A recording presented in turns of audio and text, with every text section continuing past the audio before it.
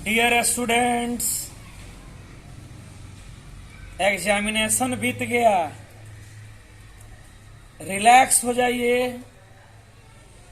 बस आपको और आपसे ज्यादा मुझको आपके बेस्ट परफॉर्मेंस, बेहतरीन रिजल्ट, बेहतरीन परिणाम का इंतजार है, क्योंकि आपका रिजल्ट ही हम लोगों का फ्यूचर है कोचिंग प्रोफेशन का। आइए कुछ देखा जाए। जो गेस क्वेश्चन हम दिए थे उसमें से आपके लिखने लायक 100% आया था कि नहीं। आइए बिटू।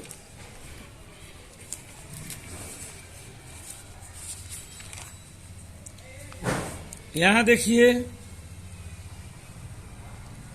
एक्सप्लेन राउल्ट्स लॉ, ये सेट जे है, केमिस्ट्री इंटरमीडिएट परीक्षा 2025 सेट जे। तो लॉन्ग क्वेश्चन है राउल्ट्स लॉ और आइडियल नॉन आइडियल सॉल्यूशन में डिफरेंस। राउल्ट्स लॉ को लिखें, आइडियल नॉन आइडियल सॉल्यूशन में डिफरेंस। तो ये हम लोग जो केस आपको दिए थे जनवरी में, उसमें है क्वेश्चन, देखिए ध्यान से, सॉल्यूशन चैप्टर का। Explain Raoult's law. Raoult's law आप जानते हैं, वेपर प्रेशर को एक्सप्लेन किया है, वाष्प दाब को। राउल्ट का वाष्प दाब नियम लिखे, हिंदी में लिखा हुआ है, आपको दिया गया है गैस। राउल्ट्स लॉ, अब फिर उसमें कह रहा है आइडियल और नॉन आइडियल सॉल्यूशन में अंतर, the difference between ideal non ideal solution. एक लॉन्ग क्वेश्चन गैस से आ चुका है। अगला है long question, what are carbohydrates, how they are classified. Carbohydrate क्या है, कार्बोहाइड्रेट का वर्गीकरण आप कैसे करेंगे।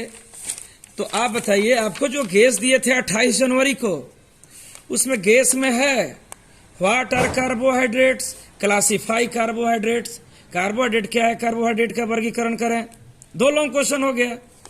उसके बाद है अगला लॉन्ग क्वेश्चन, डीएनए आरएनए में अंतर, differentiate between DNA and RNA. अभी में है nucleic acid, what are nucleic acid. आपको जो गैस दिए हैं उस गैस में देखिए आपके पास है डिफरेंस बिटवीन डीएनए आरएनए और what are nucleic acid. 3 long question लिखना था, तीनों लॉन्ग क्वेश्चन ऑलरेडी इसमें है। उसके बाद नेक्स्ट देखिए,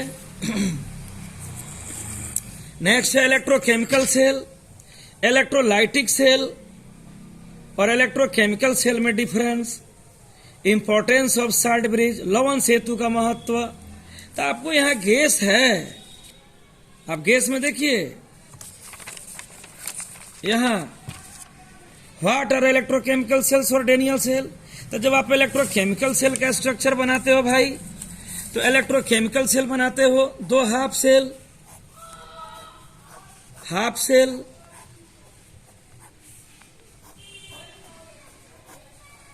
हम लोग कॉपर रॉड लिए, यहां पर जिंक रॉड लिए। इसमें इलेक्ट्रोलाइट है जिंक सल्फेट 1 मोलर, कॉपर वाला में कॉपर सल्फेट 1 मोलर। एकदम एनसीईआरटी का फिगर है, क्लास में सबसे पहले इसी को बनवाया गया था इलेक्ट्रोकेमिस्ट्री में। आप इस सर्किट को जोड़ते हैं, वोल्ट मीटर लगाते हैं, स्विच लगाते हैं, मीटर लगाते हैं। इसमें एक हम लोग यू लाइक ट्यूब बनाए थे, सॉल्ट ब्रिज। इसमें हम लोग दिखाए थे KCl, सॉल्ट ब्रिज में पोटेशियम क्लोराइड सॉल्ट भरा होता है। पोटेशियम आयन क्लोराइड आयन का ट्रांसपोर्ट नंबर दोनों का स्पीड सेम होता है। जिस स्पीड से एनोड हाफ सेल में क्लोराइड आयन ड्रॉप होता है, उसी स्पीड से कैथोड हाफ सेल में पोटेशियम आयन ड्रॉप होता है। और सॉल्ट ब्रिज का फंक्शन था, आपको एक इंपॉर्टेंट फंक्शन था कि salt bridge anode half cell के सॉल्यूशन और कैथोड हाफ सेल के सॉल्यूशंस को न्यूट्रलाइज किया रहता है, जिसके कारण करंट कॉन्स्टेंटली फ्लो करते रहता है।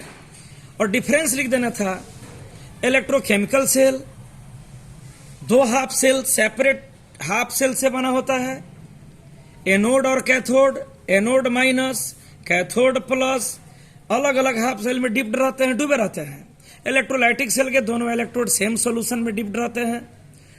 उसके बाद था second difference, electrochemical cell chemical energy को इलेक्ट्रिकल एनर्जी में कन्वर्ट करता है, जबकि इलेक्ट्रोलाइटिक सेल इलेक्ट्रिकल एनर्जी को केमिकल एनर्जी में कन्वर्ट करता है। मतलब electrolytic cell consumer of electricity है और chemical cell producer of electricity है। फिर इसमें था इलेक्ट्रोकेमिकल सेल में anode negative cathode positive, electrolytic cell anode positive cathode negative. Electrolytic cell का फिगर जो ऐसा हम लोग बनाते थे, इलेक्ट्रोलाइटिक सेल सेम दोनों इलेक्ट्रोड सेम मटेरियल के होते हैं, दोनों प्लेटिनम के, दोनों कॉपर के, दोनों सिल्वर के, जबकि इलेक्ट्रोकेमिकल सेल के दोनों इलेक्ट्रोड डिफरेंट मेटल या मटेरियल के होते हैं। क्लास में डिफरेंस लिखाया गया है और वो पढ़ाया हुआ में से आ गया कि इसमें से। उसके बाद देखिए अगला क्वेश्चन है, तो 3 लिखिए दिए, चौथा भी इसमें से आया। 5वां है, 5th तुम्हारे लिए मेथेनोइक एसिड एथेनोइक एसिड में डिफरेंस। तो 6 जनवरी को जो रात में यूट्यूब हमारा लाइव स्ट्रीम के समय खराब हो गया था, यही ना मेथेनोइक एसिड है, HCOOH। एसिटिक एसिड को एथेनोइक एसिड कहते हैं। पीडीएफ भेजे थे, फर्स्ट डिफरेंस में उसमें है मेथेनोइक माने फॉर्मिक एसिड, एसिटिक एसिड में डिफरेंस। तो ये फॉर्मिक एसिड में CHO ऑल्डिहाइड पार्ट है, तो इसमें लिखना था it reduces Tollens reagent and give silver mirror test. Ethanoic में कीटोनिक ग्रुप है, एसिटाइल ग्रुप। एथेनोइक एसिड अर्थात एसिटिक एसिड टॉलेंस रिएजेंट को रिड्यूस नहीं करता है। नोमेनक्लेचर है बी में, टर्शियरी अमीन है, तो N पर 2 मिथाइल है, N डाई मिथाइल, 2 कार्बन का पेरेंट चेन इथेनामाइन। एमाइड का नोमेनक्लेचर है 1 2 3 2 ब्रोमोप्रोपेनामाइड। ठीक है, अब आइए शॉर्ट क्वेश्चन के पास। शॉर्ट क्वेश्चन बेटा, मान लो कि पढ़ाया गया है, आया है, तो मेरे बारे में भी मार्केट में हाला करो कि सर का पढ़ाया हुआ आया है, गेस पूरा लड़ा है, जितना लिखना था उतना, 3 गो लिखना है, 4 गो मैच कर गया। अब आइए यहां पर दिखाइए जी Bittu, explain Faraday's first law of electrolysis, second law of electrolysis. ये दोनों पूछेगा तो 5 मार्क्स, और सेकंड लॉ केवल पूछा 2 marks. Faraday's second law of electrolysis आ चुका, एक आपको ये लिखना है। उसके बाद IUPAC नोमेनक्लेचर है, क्रोमियम का कॉम्प्लेक्स है, पोटासियम ट्राईऑक्सैलेटो क्रोमेट 3, पोटेशियम ऐसे, पोटेशियम ट्राईऑक्सैलेटो क्रोमेट 3। तो ये चीज हम यहां पर देखिए गैस में है, कहां गया गैस, यहां गैस में दिखाइए, लॉन्ग गैस में IUPAC nomenclature of coordination compounds of iron, cobalt, chromium, platinum, copper, nickel. बताओ तो 40 मेटल्स, 40 मेटल का कोऑर्डिनेशन कंपाउंड बनता है, और 40 मेटल में से कितना है, 6 गो को बताया गया था। तो क्रोमियम का पूछिए दिया, एक कोबाल्ट का पूछबे किया है। अब आगे देखो,